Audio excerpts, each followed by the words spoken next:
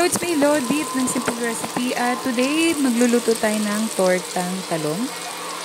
Ayan, napakasarap. Sa isang pan, ilagay tayo ng mantika at pag mainit na, igisa natin ang bawang. At siyempre, sibuyas.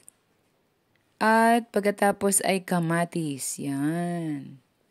Isang sibuyas, isang 5 butil ng bawang. At yan, yung talong na nilaga ko kanina. Nilaga ko na siya, tinimay, nilagay ko. Lagay tayo ng asin, seasoning, at haluin lang natin siya.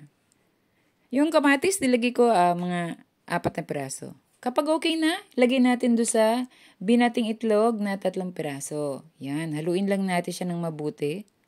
At lagay tayo ng harina na isang serving spoon harina.